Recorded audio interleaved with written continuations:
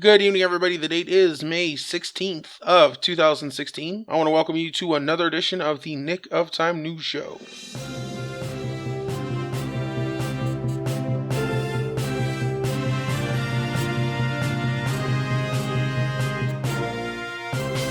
As always, I am your host, Nick Dorsey. I do want to thank you for tuning in. I know I was on a small hiatus, and I do appreciate your patience. I have been trying to kick out some more episodes. I've had a lot of commitments.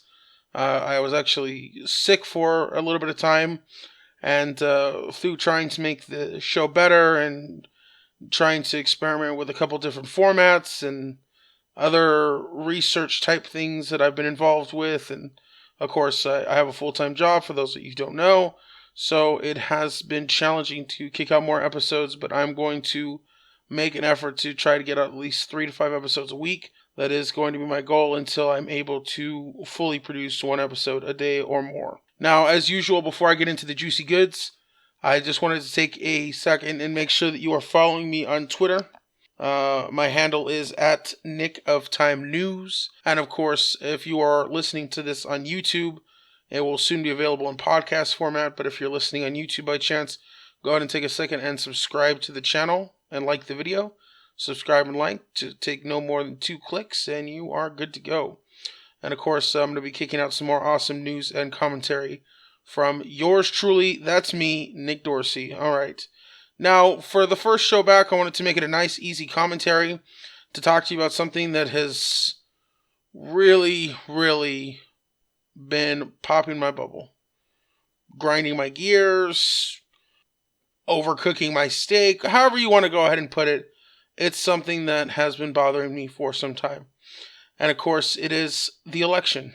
Now, obviously, the biggest news of this year and, arguably last year as well, has been the presidential election. Barack Obama is finishing up his final term, and a new president will take the seat of the top of the executive pecking order in 2017, which is a mere half year away. Now, we've seen good candidates, we've seen bad candidates, we've seen typical candidates, we've seen washed up candidates, old candidates, repeat candidates, and now we're down to just 3 candidates. Let's be honest. I'm as much on the Bernie train as anybody. And I have my reasons, I've explained my reasons, I'll continue to explain my reasons long after this election's over. But he was already facing an uphill battle. Now, with everything that happened on Saturday in the Nevada caucus, that was absolutely just a downright case of more DNC corruption, which is the Democratic National Convention. I don't even know what to say at this point. I mean, the cards were already stacked against him. So to feel as if they're going to be any less stacked against him purely because of everything that we've seen so far in terms of exposing Hillary for who she is and, winning over a lot more support and votes and having some amazing victories. I think it's foolish to think that it's going to be any different now that he's, behind. He's going to have to go to the Democratic National Convention and appeal to a system that he himself has admitted, as we all already know, is corrupt. So now he's going to have to go to the corrupt system, most likely with less delegates than Hillary, and convince them to do the thing that they've promised they won't do since the beginning, which is let Bernie Sanders become the Democratic nominee. I mean, we've already seen it in the superdelegate count, which has already exceedingly been for Hillary Clinton since the very beginning. Now, when it comes down to it, it does look like we are going to see a Hillary and Trump general election. I know. Gasp, groan, moan. Not cool. I get it. Nobody can agree with that sentiment more than me. Especially since there is a good amount of Hillary supporters. Obviously, that's why she has a delegate lead for the most part. And obviously, there's a good amount of Trump supporters. Now, I'm not going to say there's low information voters on just one side or the other because I've seen them on both sides excessively. I've seen an exceeding amount of both Trump supporters and Trump haters that have no idea what they're talking about. And I've seen an exceeding amount of both Hillary supporters and Hillary haters who have no idea what they're talking about. Now, the most dangerous thing in politics is that a lot of people get their opinions from somewhere else. And that is exactly why the system is the way it is. People don't take the time to go out and research. People don't take the time to go out and learn what's going on with each candidate, what's going on with the political system. And that is why the people continuously lose their voice to a corrupt political system.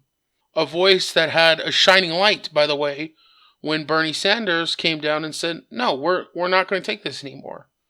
We're going to have somebody like me who's going to be publicly funded, who's going to go in and turn the democratic process on its head and back into the pockets of the people, which is where it should be, in our voices. But now that looks like it's somewhat over, unfortunately, and like I said, nobody regrets that more than me, or I don't see how it would be possible for someone to regret that small fact more than me.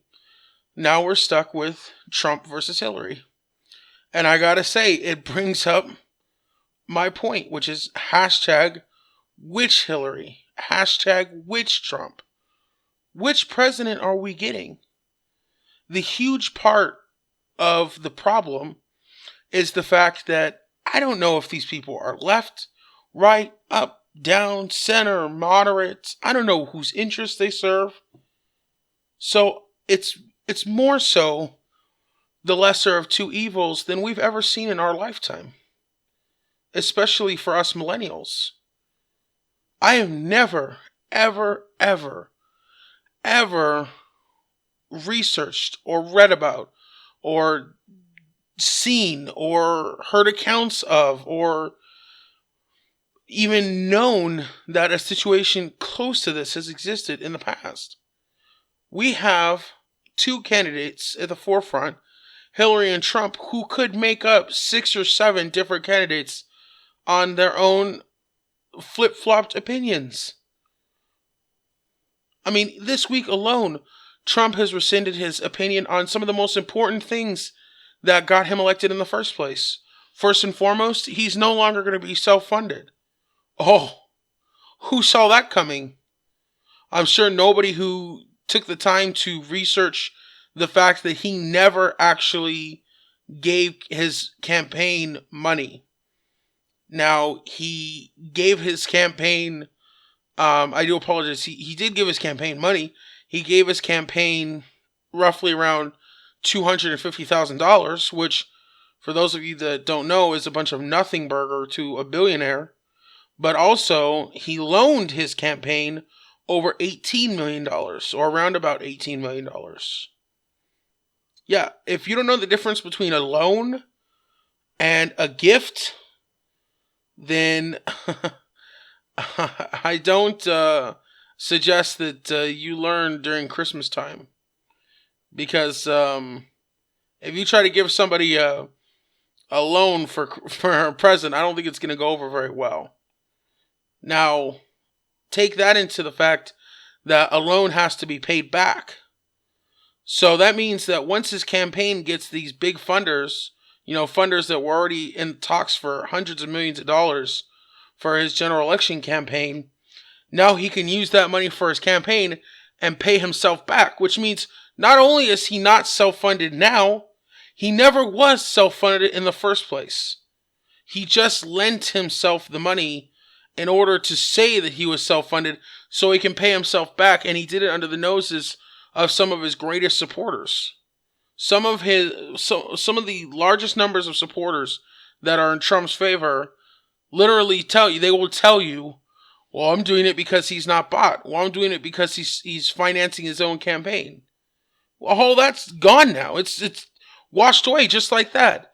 Just like, how he said he was going to suspend Muslims from coming into the country? Now all of a sudden, it was just an idea. He was literally quoted, well, I wasn't saying for sure. I just was thinking that that's something that I might do.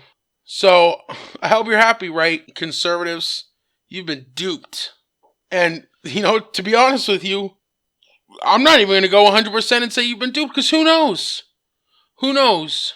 1 minute he's liberal, or he's at least moderately left, middle left, which is not something that Republicans care for.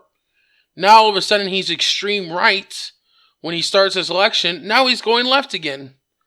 Now instead of getting rid of the minimum wage, he wants to increase it all of a sudden. Is it because he's in the general election? Is it because he's trying to appeal to a wider audience? Is it because he's actually going to do that? Who knows? Who knows? Who can honestly tell me right now in a court of law without reasonable doubt and prove to me these are the interests Trump serves? Who's going to sit here and tell me a bunk finance campaign system that's rigged in this country, that benefits people who are billionaires, that benefits politicians, is now going to be thwarted by a billionaire who turned into a politician who's been on the other side of the corruption and actually bought politicians in the past? Who's going to tell me that? How can you prove that that is in fact the case? And I will tell you right now without reasonable doubt, you cannot. If you want to prove it right now, I challenge you. Show me how you can prove it. Comment on the video, message me directly, tweet me directly, throw some information in my DM, do whatever you want, because I honestly want to hear any explanation to say this is the way Trump is going to do it. For a fact, when he goes to be president, he's going to build a wall. He's going to kick out Muslims. He's going to kick out immigrants. He's going to freeze refugees from coming into this country. He's going to implement a stricter process for people coming into this country. Because if you honestly can prove that, then I obviously know nothing about this election. And everything that I've heard, past, present, and I don't even know what I'm going to hear in the future. Who knows what we're going to hear? It is completely unpredictable at this point. And that brings me to my other point, which is Hillary. Now, Hillary has had enough positions to be 3 different candidates over the course of the last 20 years.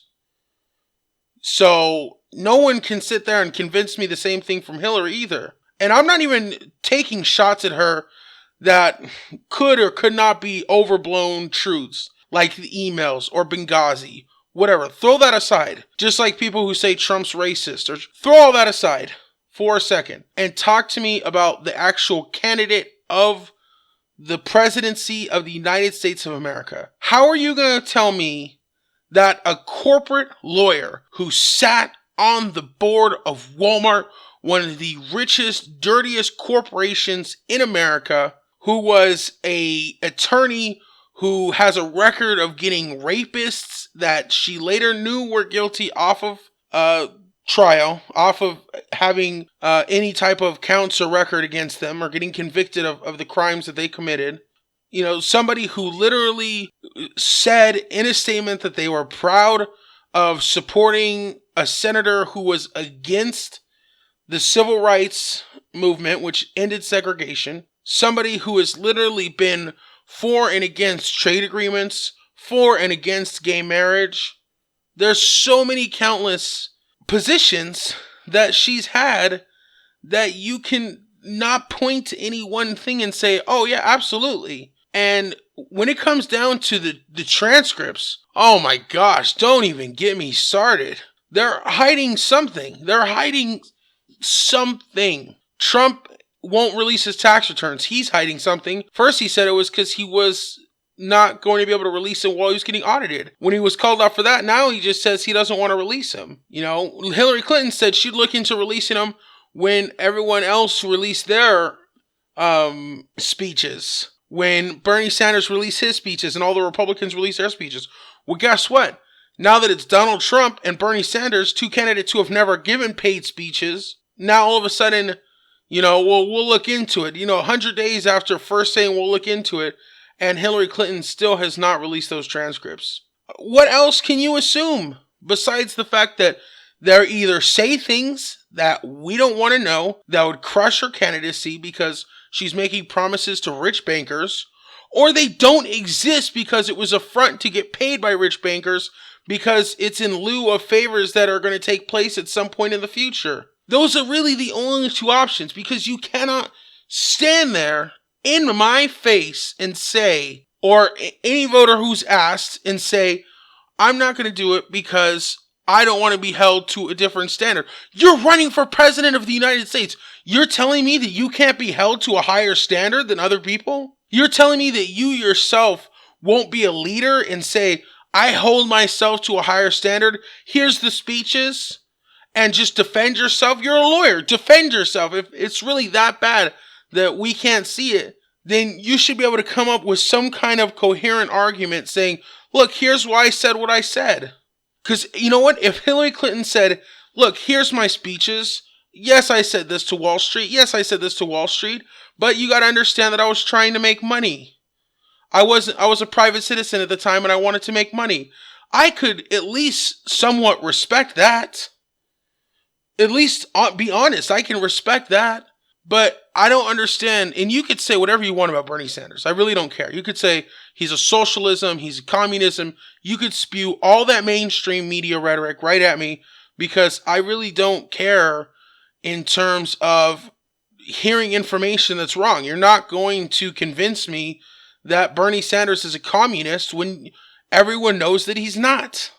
Everyone who follows the information knows that he's not. He's never fought for communism. He's never said we're going to implement communism. He's never even said we're going to implement socialism. He talked about taking the money that we focus on prisons and war and focusing on education and healthcare, and all of a sudden everybody cries socialism. Nobody said, we're going to get into the free Iraq war. That's exactly what it was, though. If you refer to it as free college and you refer to it as free healthcare, then you have to be standardized. You can't just say for one thing and not say for the other. Then that means that we had a free Iraq war. Because if you're allocating tax dollars to things like war and to things like prison, then it's free, right? Because allocating tax dollars to things like college, things like education makes it free. And that's exactly where people lose me off the socialism argument. But throw all that aside, and you actually have somebody who's been saying the same things for 30 years. You look at his speeches in the 80s. You look at his speeches in the 90s. You look at his speeches 10 years ago. It was against the trade agreements he's against now. It was against the wars that he's against now.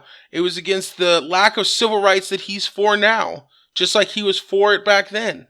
And I can honestly be convinced and say, oh, okay, I'm pretty sure I know what I'm getting with Bernie Sanders. I'm pretty sure that he's going to have the best interest of the people in mind because he's been consistent for all these years. But you tell me someone like Trump, who was pro-life, then pro-choice, then pro-life, or I said that backwards. He was pro-choice, then pro-life, now pro-choice. It's, how am I supposed to trust what's really going to happen once they get elected? It's either pandering to say what needs to be said to get elected, or it's just blatant lies. That's all you could say. It's either pandering or it's lies. One way or the other. Because maybe Donald Trump really will do some of the things that he's saying. Maybe he will give the middle class a break. Maybe he'll give people who make less than $30,000, $40,000 a huge tax break and then tax the rich. And maybe he really will do that. But how do we know? How do we know for sure what he really is going to do when he has said so many contradictory things? And that's why I ask, which Hillary, which Trump, who are we getting? If we elect Trump, which Trump are we getting? Trump before Iran, Trump during Iran, or this new Trump that came out of nowhere for the general election? Which Hillary are we getting? 80s Hillary, 90s Hillary, the 2000s Hillary, or present day Hillary? And that is exactly why I'm so frustrated about everything that's going on with the presidential election. For my time being sick, I spent a lot of uncomfortable minutes watching the Trump rallies, watching everybody who was protesting at the rallies. And I was so annoyed and so frustrated, and I can only hope and assume that they did it for editing purposes to make their videos cooler or more watchable or more interesting. But there were so many clueless people. It drove me nuts. I can give you 20 solid reasons why not to vote for Trump. They couldn't even give one most of the time. Most of the people they interviewed, it was just F Trump. Trump sucks. Trump's a racist. You can say things all you want, but if you don't have any information, no one's ever going to listen to you or take you seriously. And that's just the reality of the situation. And if you don't like it, I'm sorry. I don't know what to tell you, but we live in the information age. There's no excuse to not know everything that's going on with the candidates and with the elections. There's just no excuse. We do not live in the 30s.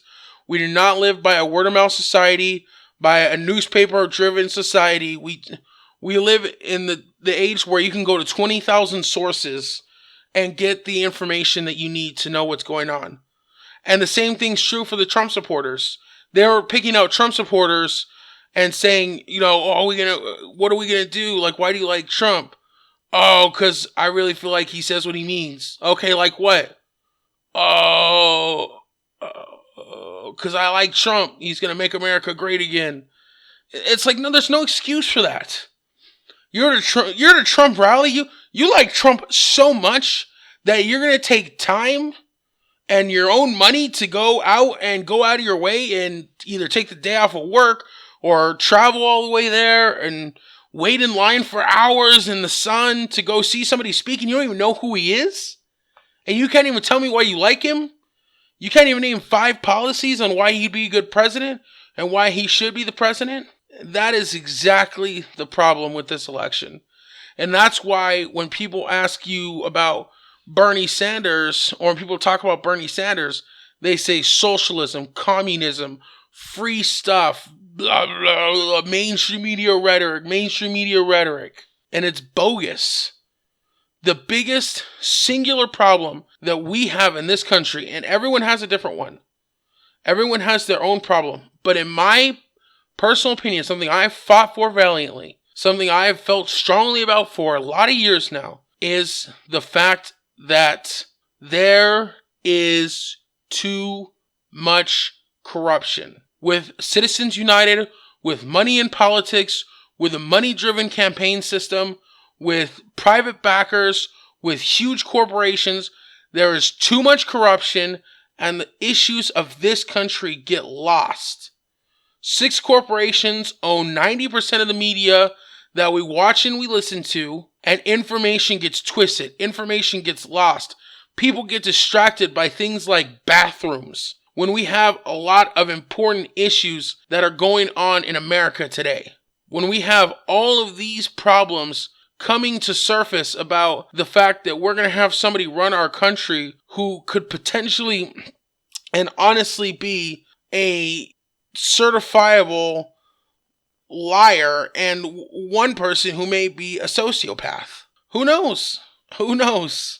All I can say is that if it truly is going to be Hillary versus Trump, there is no lesser of 2 evils. You can say Hillary's better all you want. You could say Trump is better all you want. But as far as I'm concerned, we are picking the same person. One way or the other, if you want to vote for the corrupted or the corruption, you're voting for the same thing. And you're voting for a perpetual system that, believe it or not, whether you like to hear it or not, is going to leave you behind.